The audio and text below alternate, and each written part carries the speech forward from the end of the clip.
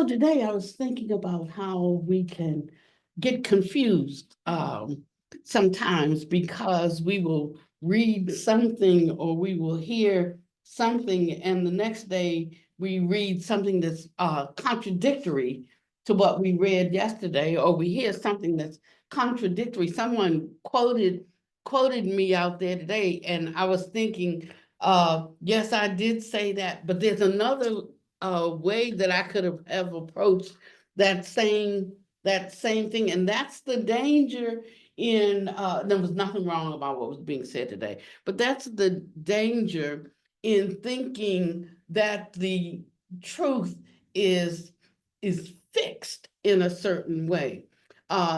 If we don't have the flexibility to know that there are different levels of practice, of engagement, of understanding, then we will take up the wrong practice and go away with the wrong idea.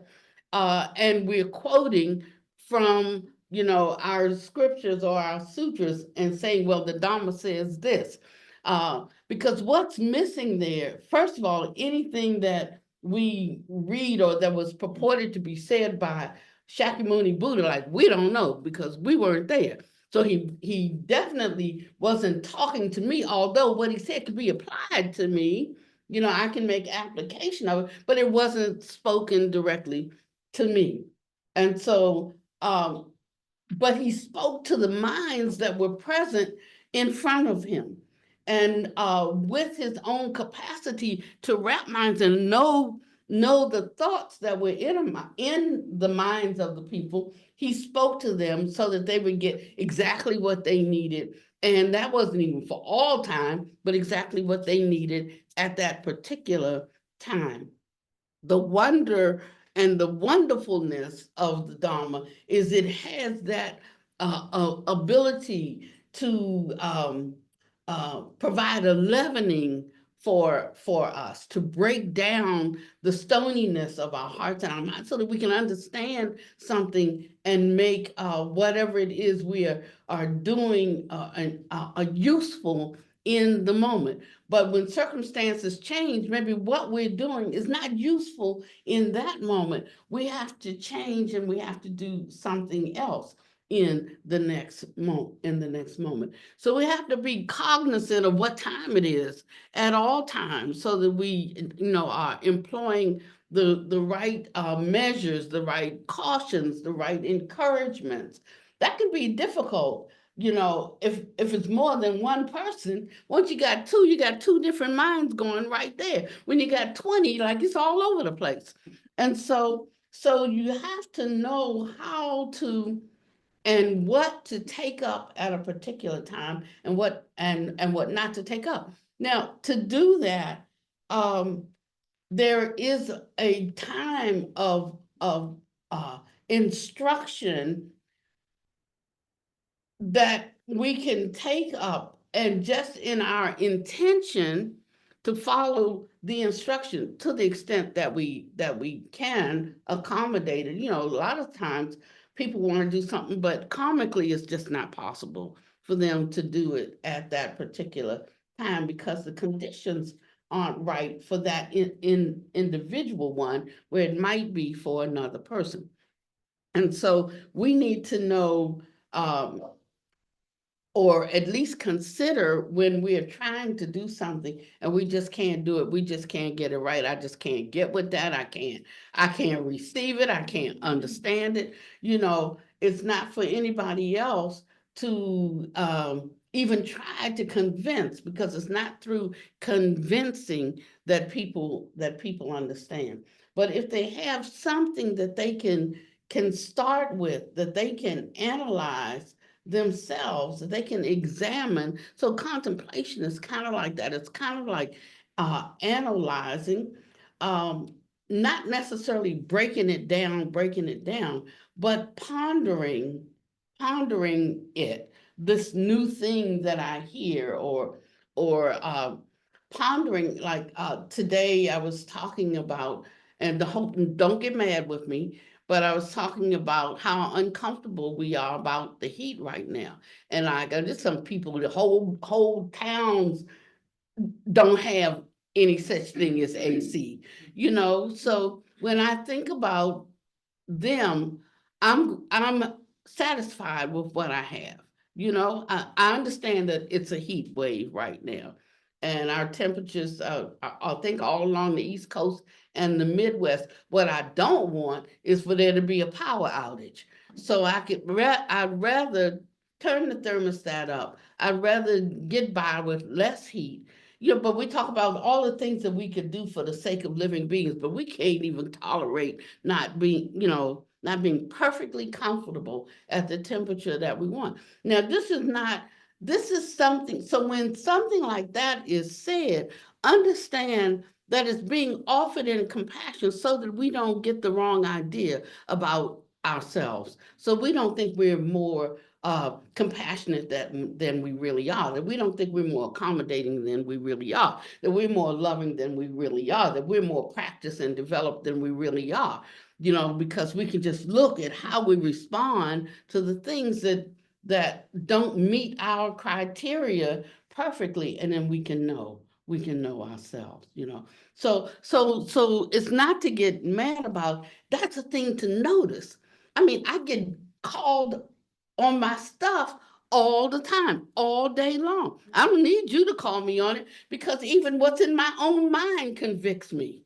So I'm constantly being called and challenged to look at how I think about something. I don't think that that's a bad thing, because I don't have any feelings about that.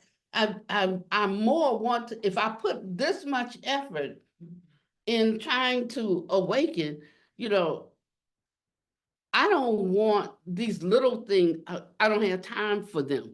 In other words, I'm not offended when the Dharma that's in me points out something about me to me. You know, I can take it. I say, "Dang, girl, you got to work on that." And then I do try to work on it. Or if you got to work on that, and I look and I say, "Yeah, but not today." You know, and and then I'll think about that, and maybe in a couple of days from now, just thinking about, I'm not willing to work on it today. I'm not willing. I'm just not. So now I can know when I'm willing and when I'm not willing. We have to know these things about ourselves, know what we're willing to do and what we're not willing to do. But if our attitude is such that if it is good and it is useful and it is beneficial, I want to be willing. I want to be willing. And in time, you'll see a shift concerning that thing that I just couldn't do it because I wasn't willing to do it.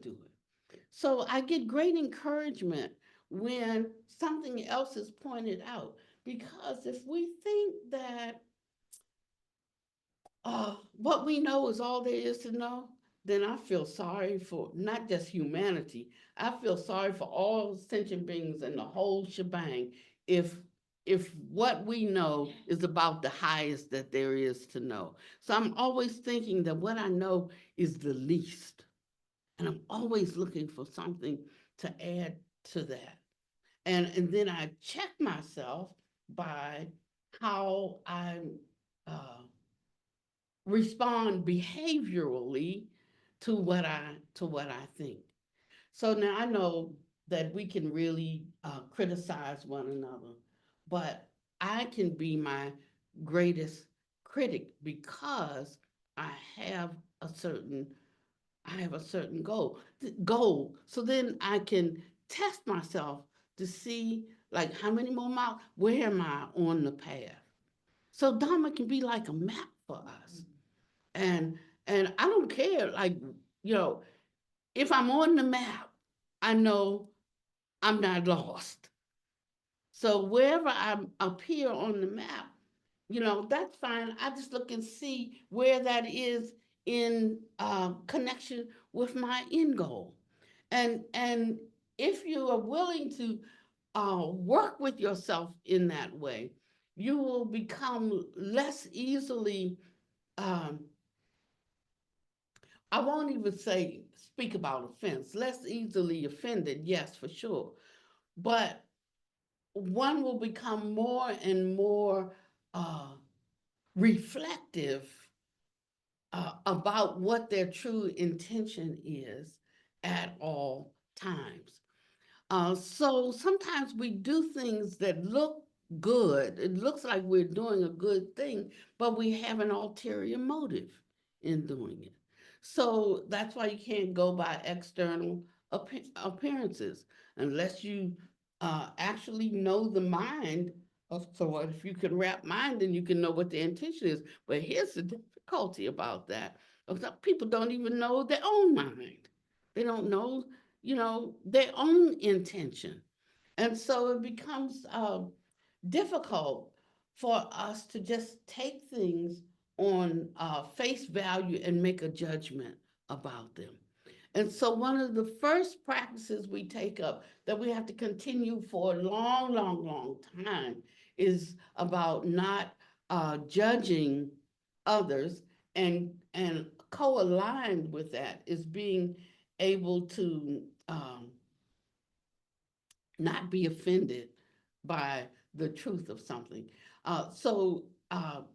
Because it determines our attitude in the process. Um, I wanted to talk today about 10 things.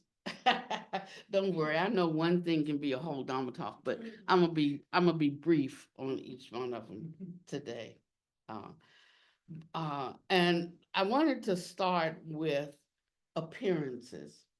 So, we um, see things, um, some things that others also see, and some things that we alone see. And the Buddhas remind us that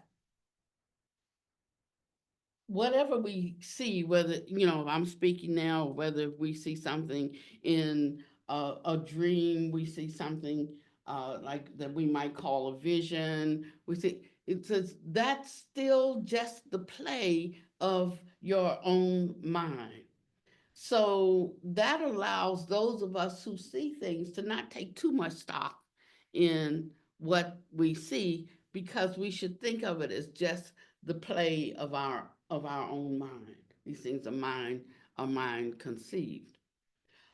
It helps us to stay balanced and not go off on a tangent and start living by dreams and prophecies and visualizations. It helps us to stay in a space of equality. So that has to do with attitude, or how we hold things, or how we look at things. And so it's to bring us back into like a kind of balanced place, a balanced state. And if we don't do that, we become fixated upon our solitary experience. And experience is not necessarily realization. Experience is just experience. I have them, you have them, everybody has them. It doesn't necessarily mean that that is actual realization that should be taken up as real. A lot of times when people even are in uh, therapy, and some things are uncovered for them, and they have difficulty now reconciling. Like when it was out of sight, out of mind, it seemed like I did better, but once it got uncovered, I got worse. And so, and now that's because that now has to be processed, and the same mind has to be used to process that, those experiences, those memories, those thoughts, those infatuations, those uh, the imagination, and so if we can hold things in a kind of neutral space, the Buddha says that's so much better. Because after a while, you'll see the tangent, you'll see the whole breadth of things. So if you're talking about, oh, that's not right, you know, or or or that is right, you can't have right without wrong. You can't have wrong without right. So they're all on one tangent. It's just to what degree they're this way or they're this way. But when we get to a place that we can hold it all in a kind of unity, then the attachment for it to land right here or right here dissolves. And with that dissolving of placement along a tangent, one is in a space of equality. The space of equality then allows one to see clearly what something is and be able to be with it. The only reason that we can't is because we become fixated to some degree. This, it's right, it's wrong. The other part of that is, to some degree, it's closer to me or it's further away from me, like, so I care about the hungry children in Africa that I care more if my child is hungry, you know. And so it's working to become uh, non-discriminating in our assessment of things. And that's what begins to reduce our suffering. It doesn't mean that um, it doesn't mean that we don't notice the difference. Like, you know, if it's too warm, we can notice that it is too warm. But now I'm talking about looking inside and how easily we are perturbed and thrown off about things that we should be able to tolerate something, you know. So it's not what you experience that causes confusion. It's your fixation on experiences that create the confusion. So I definitely know the difference between being hot and cold, you know, but it's our fixation on things that we need to work at reducing. So we were talking the other day about compassion, and we were talking about how governments run and people who we let to um, help establish the guidelines by which I'm trying to be, help us establish the guidelines by which we agree to live in community together or society together. And and we know that they didn't set themselves in that seat of power. We collectively put them there. And so this is what we have, you know, and we have to do our best. The good news, this is a good time for understanding impermanence, that it won't be always. It is for this moment, but it won't be always. That gives me some hope that something's going to change at some point in time. Um, but between now and then, how do I conduct myself in such a way that I don't add to the temperature?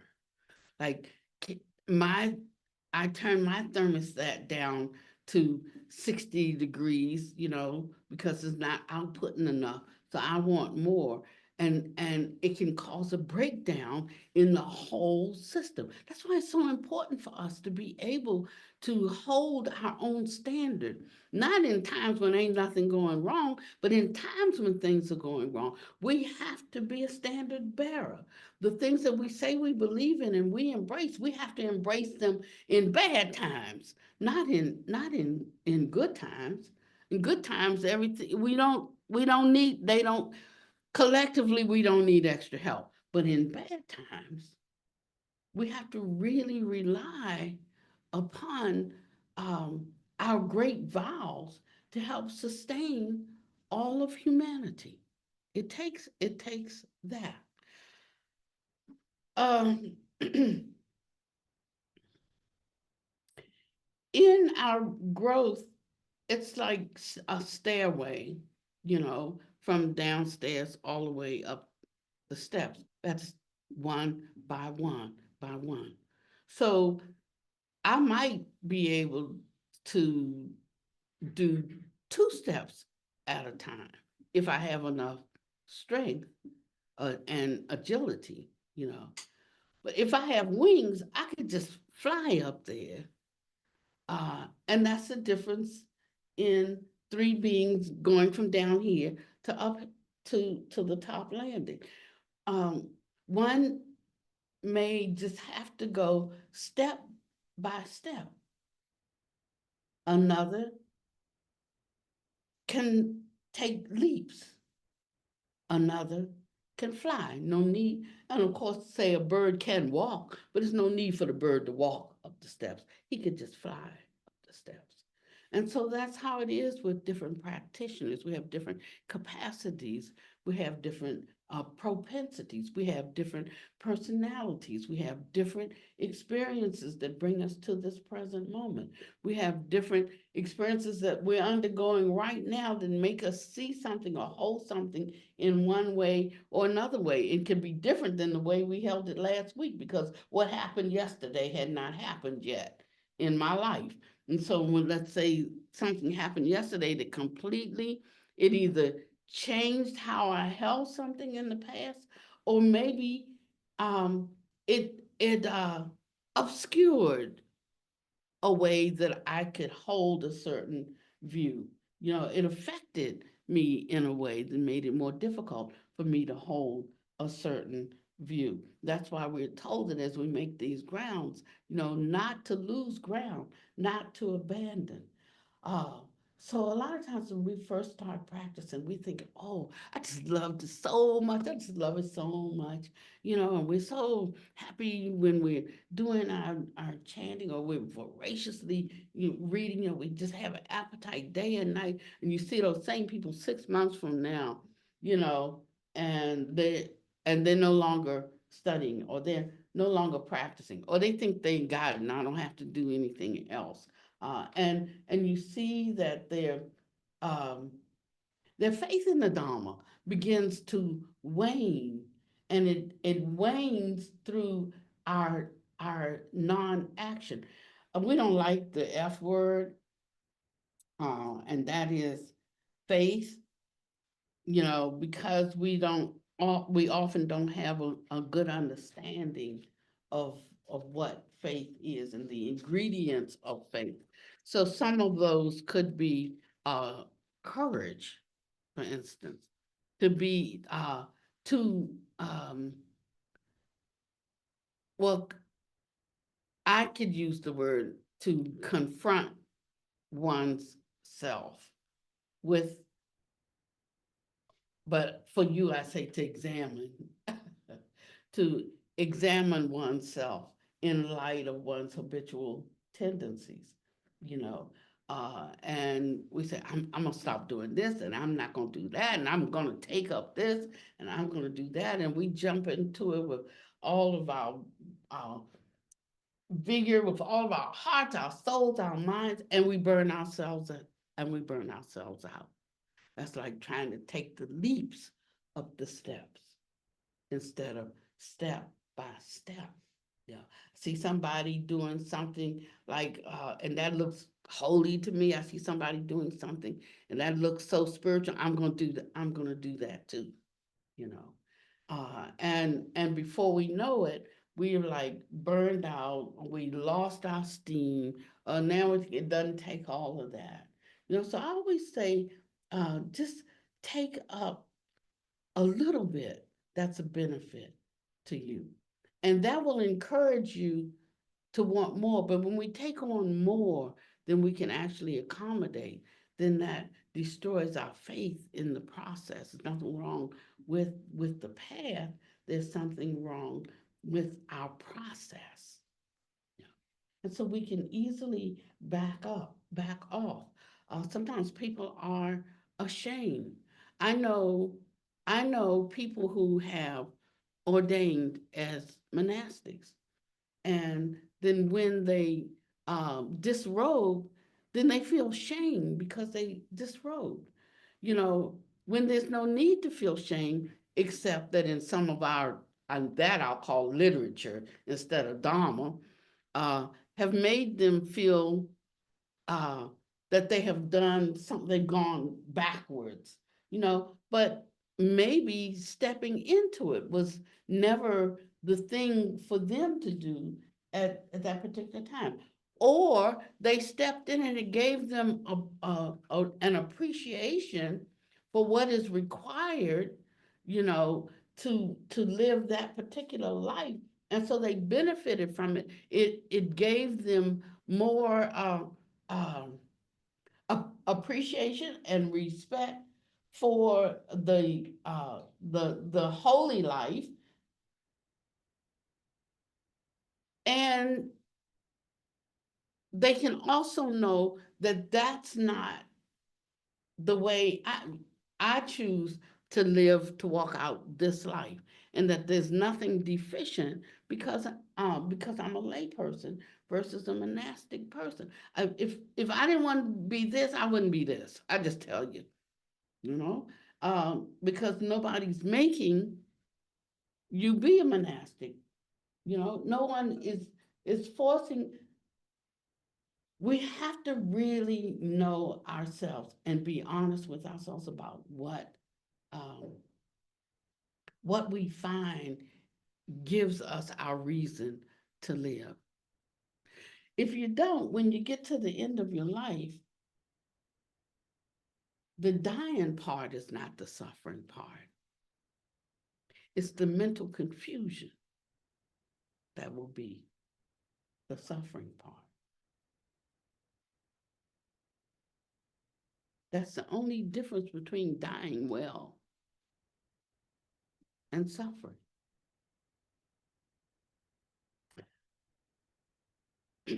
There's great benefit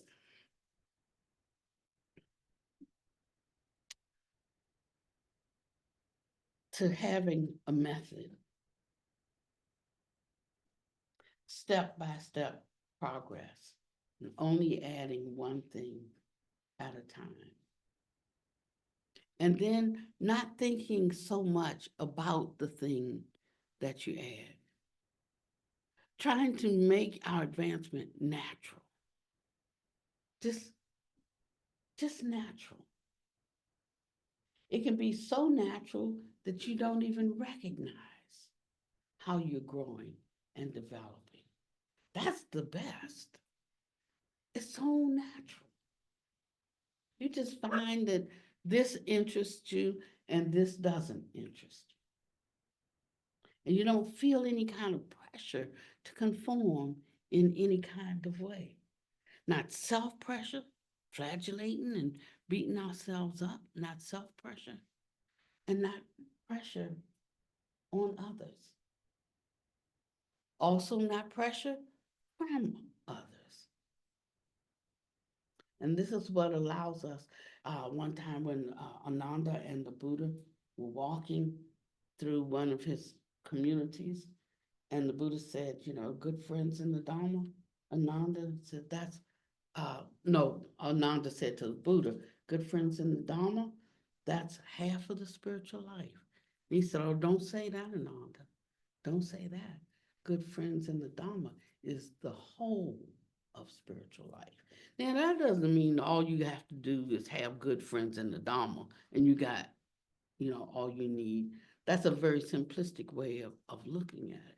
But when he's talking about good friends in the Dharma being the whole of spiritual life, it means that we can, in our learning to be in harmony with one another, we cover all the ground that is necessary for the bodhisattva aspiration. We learn everything that we need and how to cultivate the mind of a Buddha to be. They say, well, what was the purpose of Buddha teaching? What he taught was he's teaching us how to become Buddhas. Vajragata, is that right? How you pronounce? Yeah, Vajragata. There's a sutta called Vajragata on fire. And he went to the Buddha. He said, I like this you talking about. He said, but what I want to know is, did anybody attain besides you? He said, yeah. He said, I have, 500 monks who have attained. I have 500 female monks who have. I have 500 lay people. I have 500 males. I have 500 females. And so he was just speaking, like a big number there. He would say, who have attained. And so Vajragata said, well, good, I'll take up your doctrine, because if it was just you, I wouldn't be interested. So how many of us think that our end game is to become a Buddha? If you take a poll in Buddhism, I bet you can count them all on one hand who actually believe that, who actually embrace that. It's one reason why I left organized Christianity. because I believe most of what the Bible says, and said I could be just like him, you know. And I'm like, where are people who are like that? I didn't see it. I didn't even see a pathway to it. I only heard, rest on his completed work because all your work is filthy rags. I'm like, wait a minute, I wanted to be like him. So I needed more training. I needed more insight. I needed more wisdom. I needed method. I needed method. And then after a lot of searching, I found the Dharma by way of UU and unity and science of mind and Taoism and Vedanta and, and landed at the Dharma. And in the Dharma, I found 84,000 methods. One doesn't work for me, there's another one that I can try. That's what's so wonderful. So it's not about the label, it's about the methods, and finding the right method that works with your mind and your intention is what's important. So, at the beginning of the path, nobody can execute vast efforts of a bodhisattva. You know, we talk about it like we have a mudra and a prayer that we offer to raise the consciousness of the dead. So when we see like roadkill, or we hear that somebody died, we make that aspiration for them. That so one day the Buddha asked one of his disciples, like, "Do you really think because you did that mantra and that mudra that you really raised the consciousness of the dead?" You know. So I asked myself that question: when I do it, do I think I really? Well, I can tell you right now, I don't. But it's method. I'm practicing, and one day,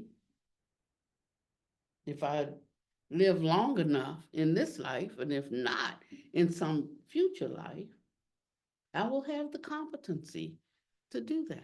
I know that because there are many things that I started working with that I didn't have the competency to walk out on this path. But in time, I got better at it through my diligence and my faith in the path, not in me, but through my faith in the path in me, as much as the path as I put in me. Then I saw um, the objects of my aspiration come to fruition in me. And that's what gives me so much confidence in the Dharma, you know. And I try to get as much of it in me as I can,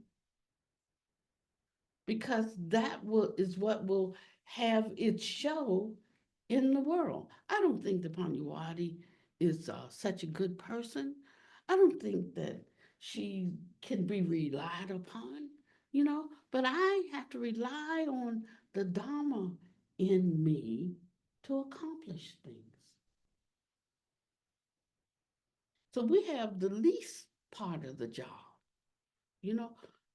All we have to do is be a container for it, that it can have root and residence in this vessel. And it will just do what it does.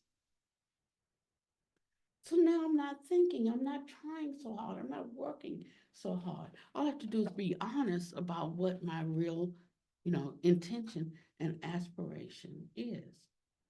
And we've been so long time covered over, you know, by our ignorance and habitual tendencies and false appearances invading the mind.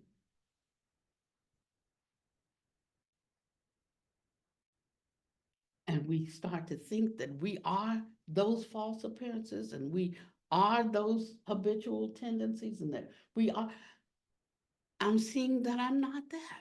I am not that. The I that I am aware of, becoming more and more aware of this Dharmakaya.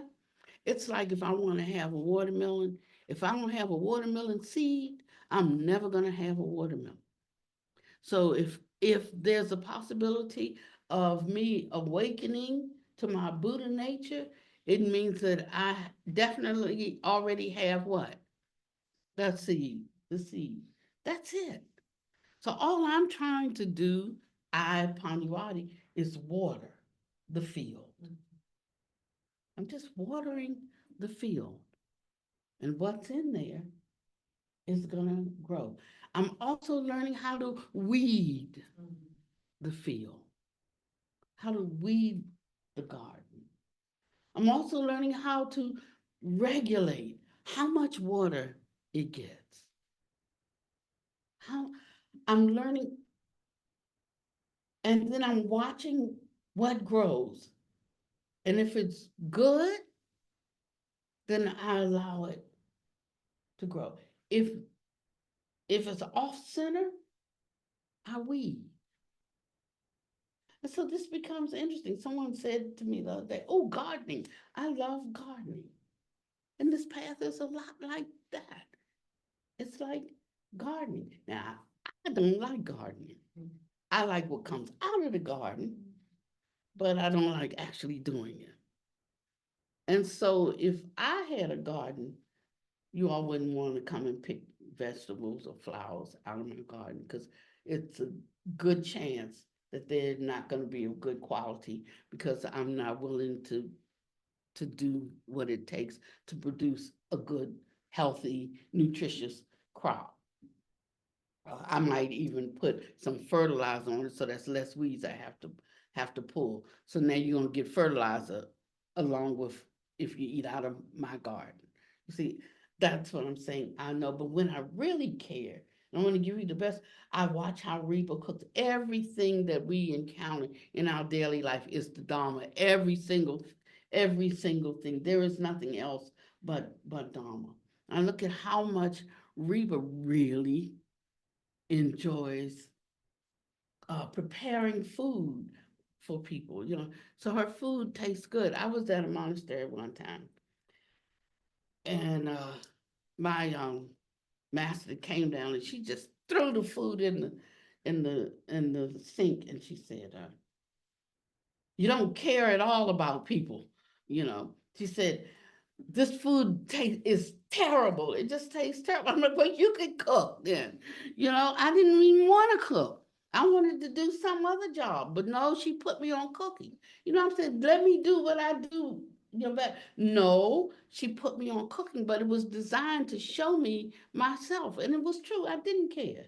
Um, but over time, I began to care. So Reba put so much effort in, and she does it with such a good heart. I mean, and you could taste the love in the, like in the food. She's got everybody else even doing pretty good with the food. I mean, she said we might need to get more butter because we only have 6 pounds left in the refrigerator. I'm like, We have 6 pounds of butter, and you're talking about buying more?" And she says, "Well, like I put butter in everything." I'm like, "You do?" But or she's going and she's shopping for things. I'm like, "No, no, we can't afford that." "Well, this is the only thing I can cook with," but that's the way she puts her love. That's the way she shows her love to the world. And I'm learning a lesson from that. That's what I'm saying. I'm learning lessons from that. I learn lessons from everybody that's around me, either what they're going through and how well they can hold um, their aspiration when they're going through a rough period.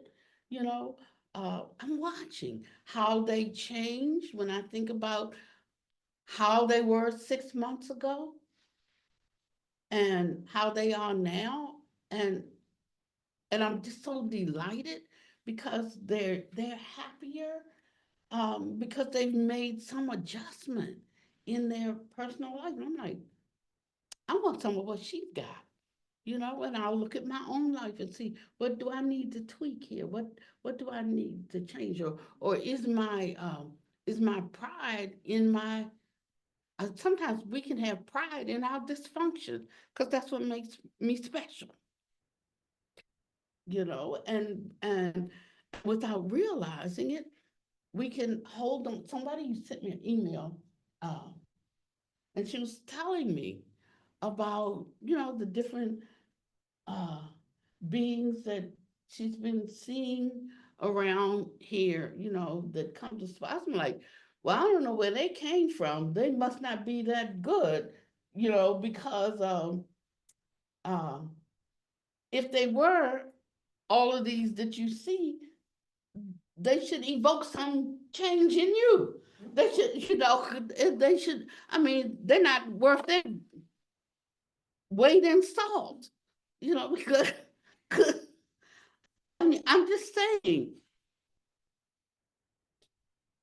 I mean, and she knows I love her. She might be mad for 3 days, and then she'll just write me back, and she'll say, "You're right, Pannavati."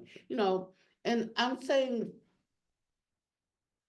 let our words and our actions line up, you know, or I don't need a lot of emails of prop up. I mean, I can just see in, how we walk through our life. That's your greatest testimony, that's your greatest testimony. So I'd rather somebody not say anything to me than to give me all of these flowery examples of how their mind is communicating, you know, with the devas and all of that, and see no change in their life, you know. But when I see one little change, it's so wonderful, you know, that you don't even have to talk about it, you know, because I see it, everybody sees it.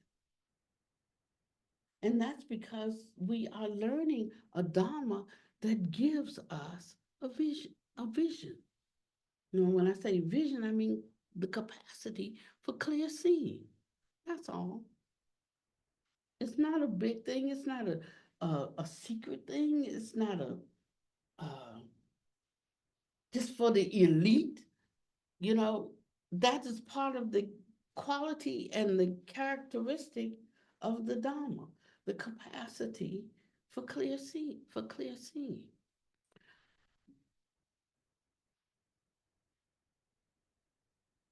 So I want to talk a little bit about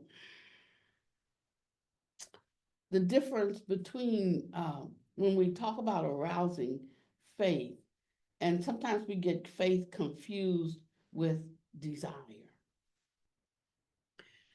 And desire has a kind of a personal emphasis to it. Sometimes people see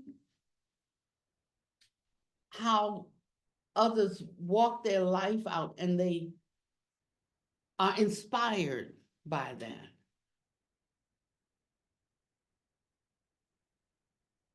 But then that inspiration starts to become personal, and it moves from recognizing their strength or their courage, or their how they care for others, and it moves into a human kind of emotion. That's why you have so many problems in sanghas, you know, um, is because we can't separate or know the difference between faith and desire. So desire has that personal element to it.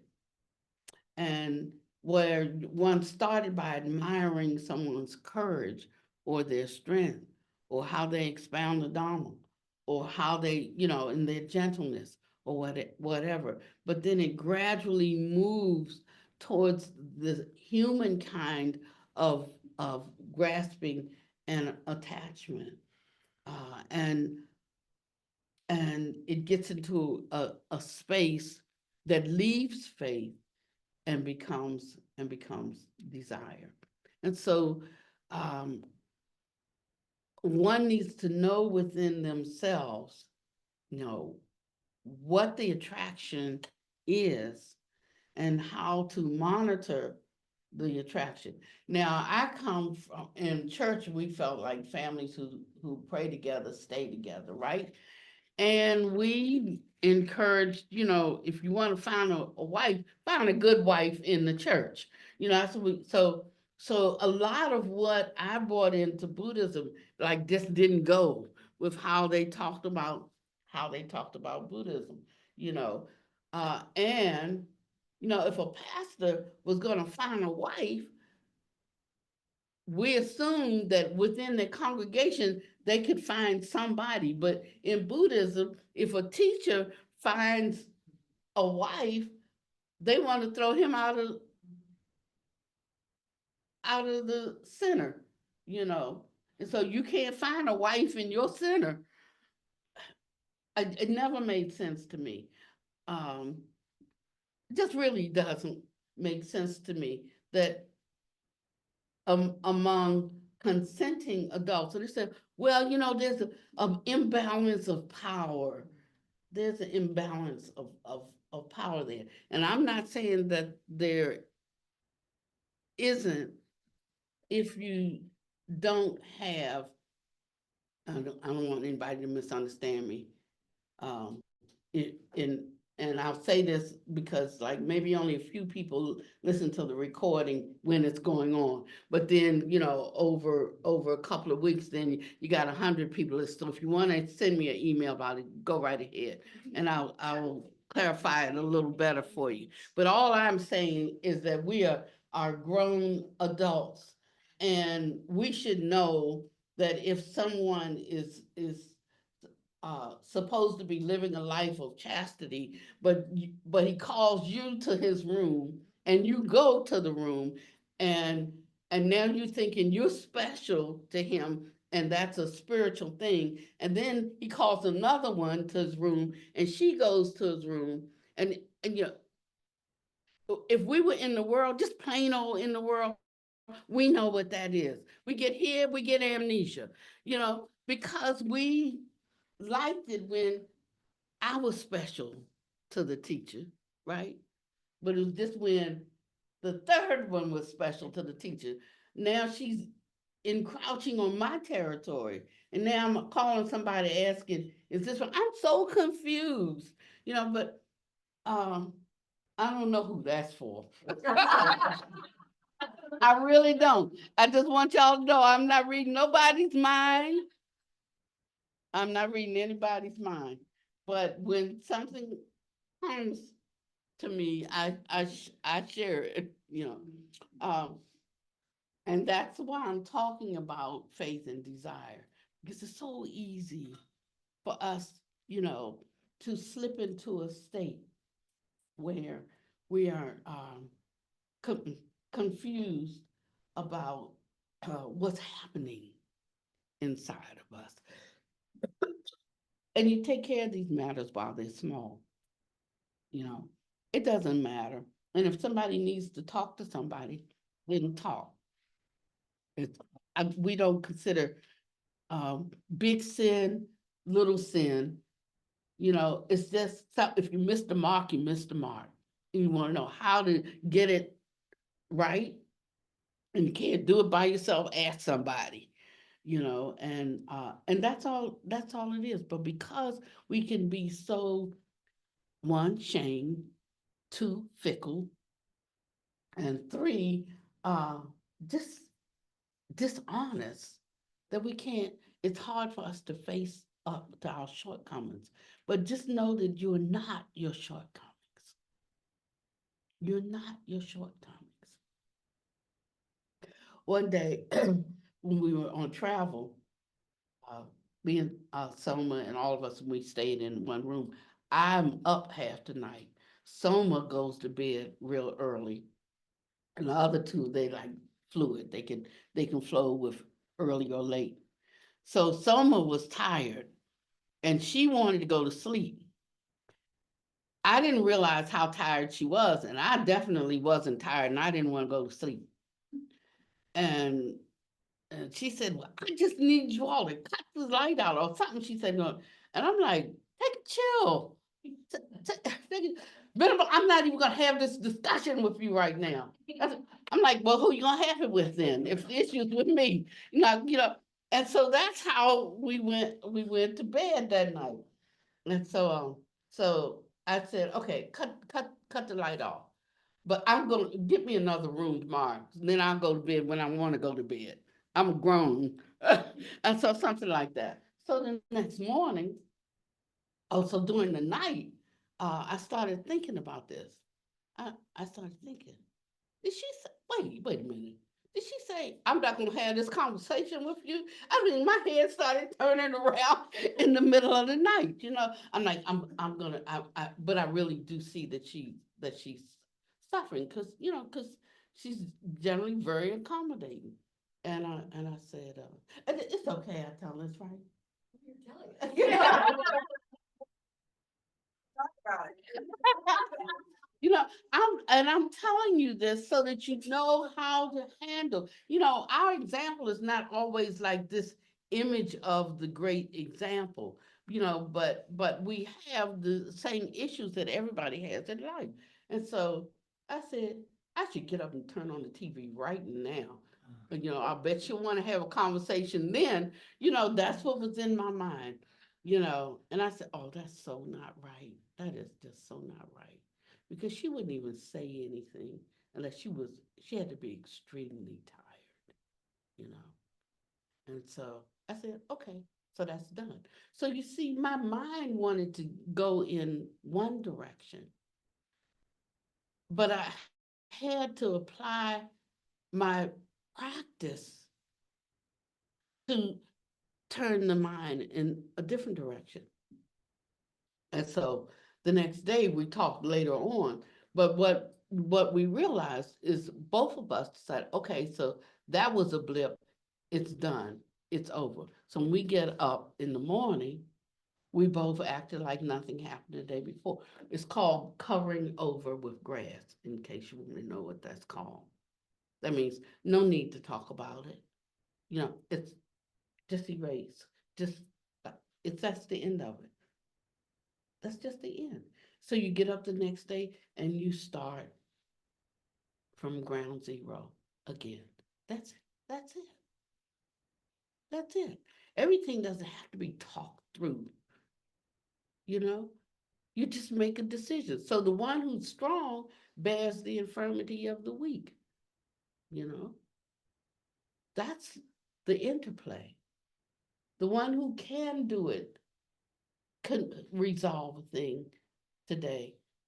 If you can do it, you should do it. Even if, say, the other person is wrong, if you can tolerate it, if you can hold it, then you should be the one to hold. Sometimes it's the other way around. And so we have this give and take, this give and take. You see, there's not this requirement that you be perfect. It is a path that leads to perfection. That's why we have the parameters. It's a path that leads to perfection, but it's not like you have to be perfect. You'll never get perfect without having to work through behaviorally, you know, what you say you understand.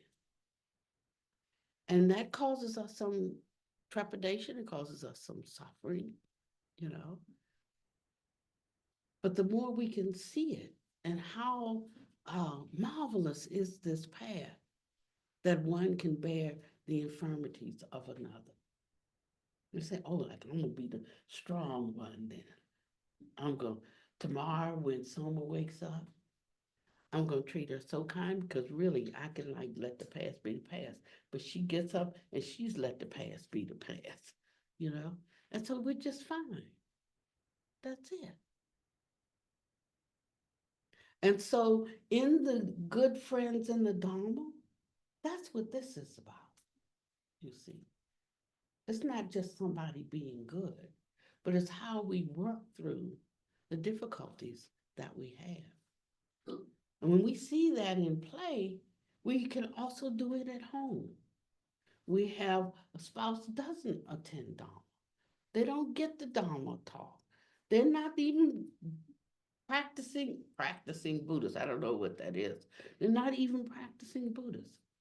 But when we're learning these little things and putting them into motion in our homes, that's what attracts and that's what draws if they never set foot in a Dharma center.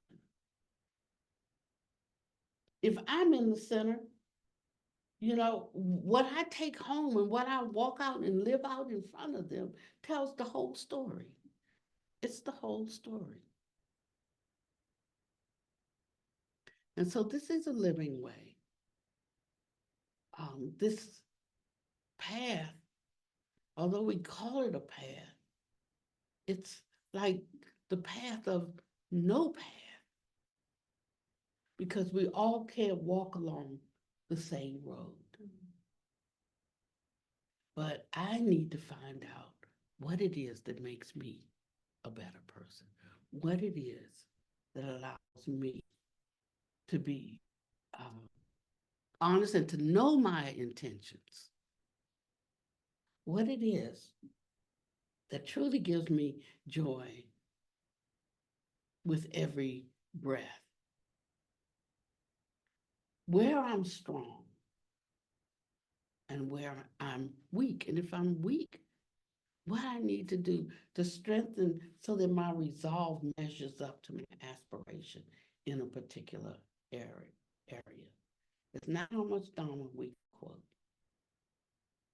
but how we can translate that into walking as well as talking. And so we should have confidence in the path. We should have faith in the path. We should have confidence in the Dharma in us. And that is our strength. That is our refuge. Taking refuge in the Buddha, the Dharma, and the Sangha. It's not taking refuge in something out here, but taking refuge in Buddha, Dharma, and Sangha. It's an interior.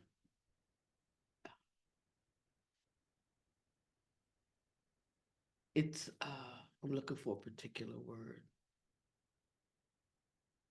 It's like a consecration, you know. It's where one is dedicating oneself and one is receiving others into themselves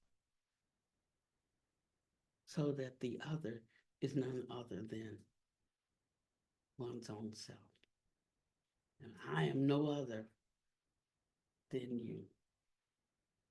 And that equality is what bodhicitta actually is. So we've been so long time, hindered by our habitual tendencies that we can think, I hope you all didn't think today, I'm a very bad person. I hope you stop judging actions in that way, but just thinking about whether something is useful or whether it's beneficial. And if I have a need and you have a need, your need's greater than mine, what is my scale of willingness to give you what I have to meet your need if your need is greater than mine? Can you do that? Do you even have an aspiration to do that? So whatever you aspire to, you work on that. There's a practice that I put into practice the past few weeks. It's called passing through the Dharma that pass through barriers. And I had gotten into a habit of doing something, and then I didn't want to anymore. And said, you know, I'm not getting up. I'm not doing my practices in the morning because I know them forwards and backwards, backwards and forwards. You know, I said, and I'm constantly talking. If you're talking to me, we talking Dharma. I don't care what our conversation starts at. It just always goes there. It's like I don't know anything else. You know, I just see through a certain lens. And so I was like, I don't have to do those things, you know. I spend hours every day with Donald. And and then I wanted to do my practices, be more faithful in practice, and like I couldn't get quite in the groove of doing them. And so I asked I asked the Bodhisattvas to help me, to strengthen me, because I couldn't seem to get it back, you know. And that was like maybe 3 weeks ago. But just a few days ago, all of a sudden I woke up. You know how if you get up and you're doing it because you know you're supposed to do it, you know. And but I woke up like with a burning desire to do it. And so I just jumped in it. It was like so good. It was like, you know, so I brought to it the life and the quality of the practice, not the obligation and the, you know, the drudgery of the practice. And because I had said I want to do that, the Dharma that Madonna passed through barriers. And the reason why I didn't want to do that, Dharma, because of the way that the Buddha Master gave it. He said, now when you take this up, this is what you got to understand. You can't be faking. If you take up this Dharma, you better really mean what you say. Because if you take this one up, this Dharma is so powerful that if you take it up and then you don't uh, keep your vow. He's don't get offended. He said you worse than a no, I think he said lower than a right. He said you're worse than a dog. Call yourself a human being.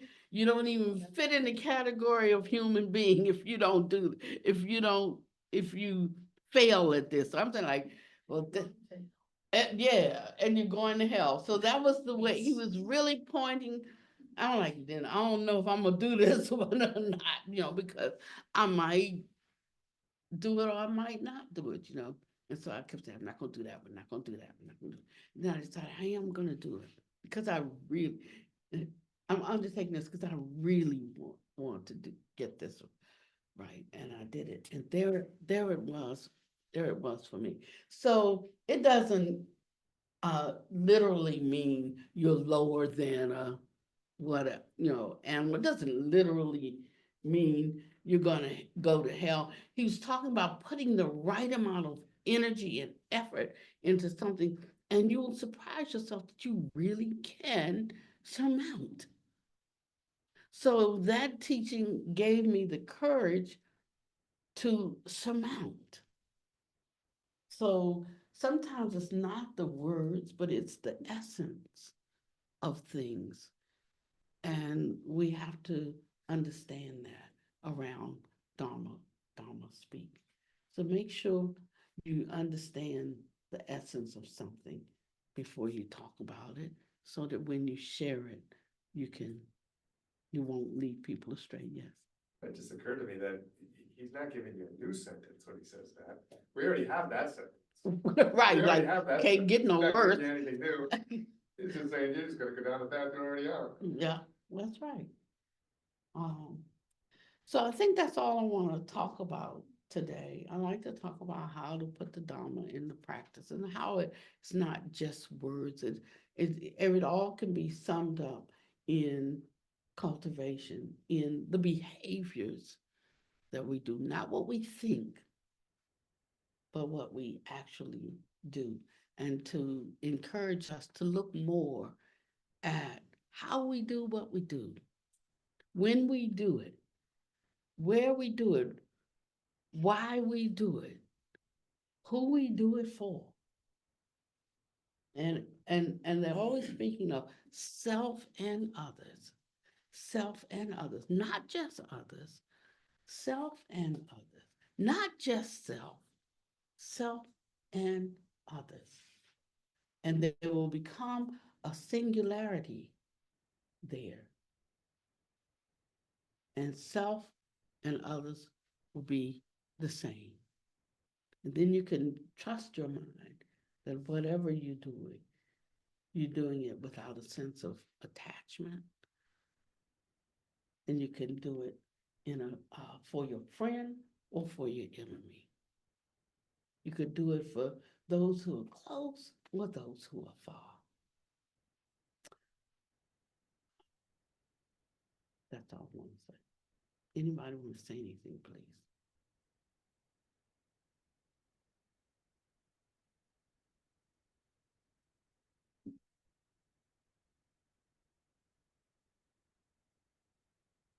Then somebody will close.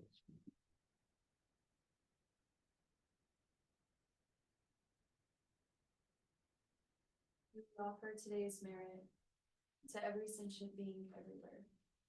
May they come to hear the truth of the Tathagata's words and realize the intrinsic reality prajna within them, so that they too may be a Buddha and save all living beings.